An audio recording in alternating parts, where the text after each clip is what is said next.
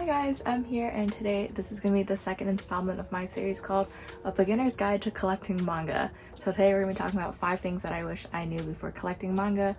And if you're a beginner collector, or maybe if you're a veteran collector, I hope some of these tips will help you avoid some of the mistakes that I made when I was collecting manga when I first started collecting. Alright, so number 1 is collecting is very expensive and it's okay to prioritize series that you want to buy and read and enjoy because you know that you like them. So on TikTok, that big surge of manga collectors who are just buying every volume of manga that everyone else is buying and not buying them just because they like them. There's nothing wrong with that, of course, but collecting is expensive. It's a hobby. It's important to buy things that you enjoy rather than things that everyone else is enjoying. So don't just buy something because you saw that everyone else on TikTok was buying. Buy what you want. And I'll get a little bit more into that in my later points, but I feel like a lot of people just feel the need to fit in, and that's not important because this is your hobby, this is your collection. It's something that you want to grow and enjoy, and that's something that you'll want to cherish once you own it, rather than something that just sits on your shelf and collecting dust. Another point I would like to make about collecting is expensive is that it takes up a lot of space, so buying bookshelves also gets expensive. If you guys want to see all the shelves that I have, I can go ahead and make a different video on that. Let me know in the comments if you'd like to see that. And number two is not paying retail price.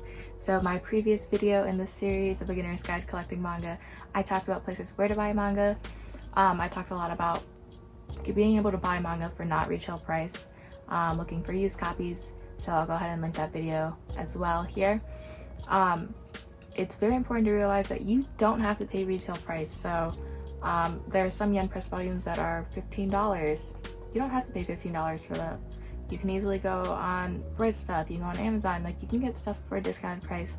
You don't need to pay that retail price because collecting is expensive, just like I said in number 1. It gets very expensive very fast if you're buying a lot of manga.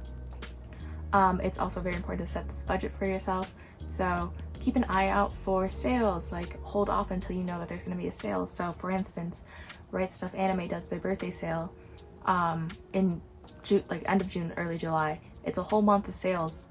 You can hold off until then and you get some really good steals on manga. Books A Million also does a big sale during the summer where they do buy 2 get the 3rd one free. That is a huge sale that they do, and I always stock up during July. Like my July hauls are always insane and an absurd amount of manga. Not paying retail price would be to buy some used volumes if you can, so like Facebook Marketplace, eBay, other sellers that I listed in my previous video. Like there's ways to not pay retail price, and that's something I didn't realize when I first started collecting. I was like only buying manga off of Amazon or from like Barnes & Noble. I was paying retail price for those, which is unfortunate because I could have saved some money if I knew about this beforehand. So this is why I'm making these videos for you guys, so you guys avoid the mistakes that I made, because it's a very expensive hobby. Like you're gonna hear that a few more times within this video because it truly is so expensive, but it's a hobby that I enjoy, and it's the only hobby that I really have, so I don't find, like, I'm not like too upset about the fact that I'm spending money, because this is also money that I'm spending on something that I really enjoy, and I want your collection, like, that you grow to be something that you enjoy and not something that you think that you wasted money on. So keep an eye out for sales. I try to post a lot about sales on my Instagram story. I'm gonna try to be more active on it, but I love talking about sales. Ever since I started collecting, like after that first month of collecting, I have like never paid more than retail price for a volume of manga unless it was out of print.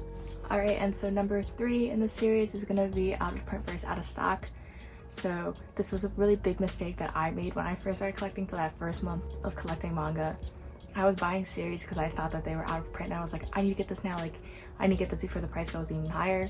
These series are only out of stock, but a good rule of thumb is to follow on the Right Stuff website. If it's in a green box and it says out of stock, expecting more, it usually means that it's just out of stock.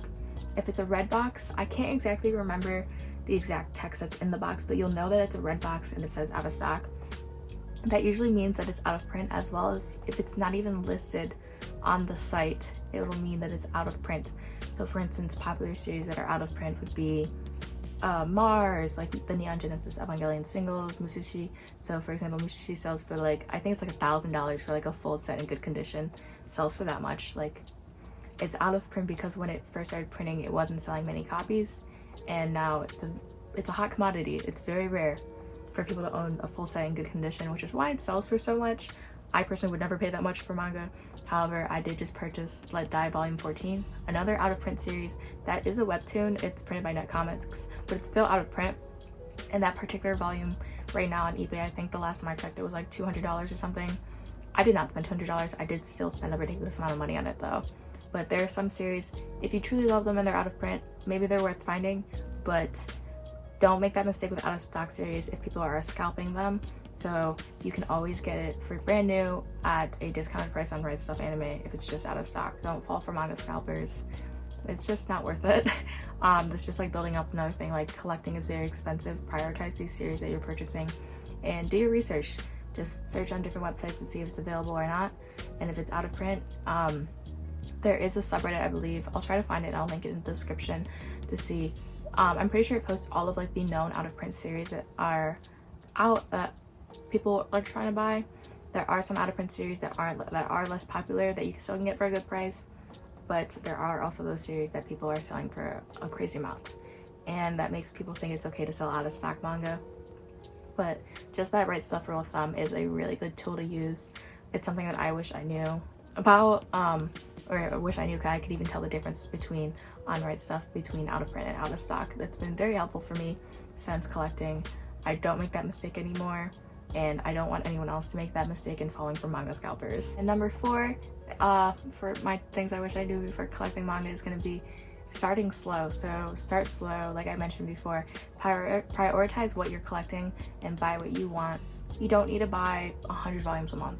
That's really rich coming from me, who buys like an absurd amount of manga each month.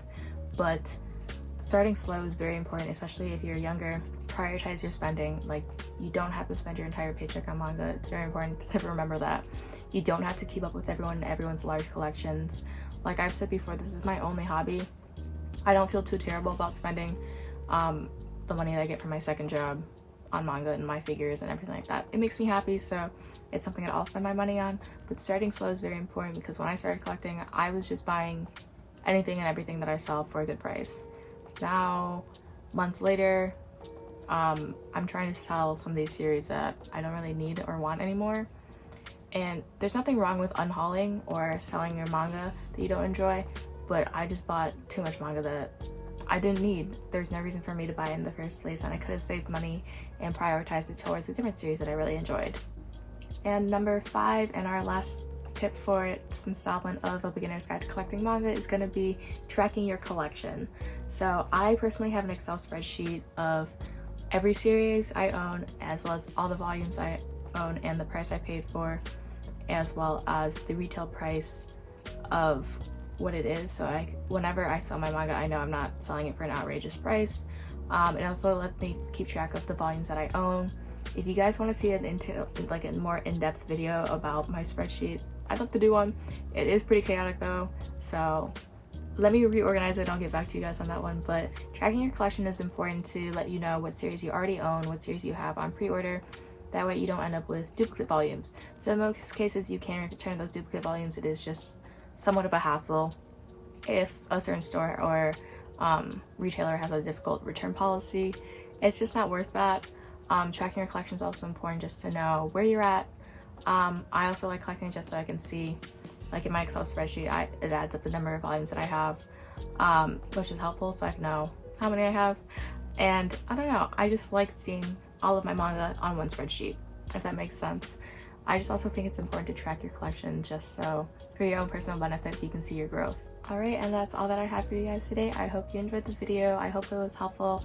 Go ahead and let me know in the comments if it was helpful. Don't forget to like, comment, subscribe. If you have any suggestions, don't forget my Instagram DMs are always open, as well as all my other socials will also be linked down below in the description box. And I'll talk to you guys next time. Bye!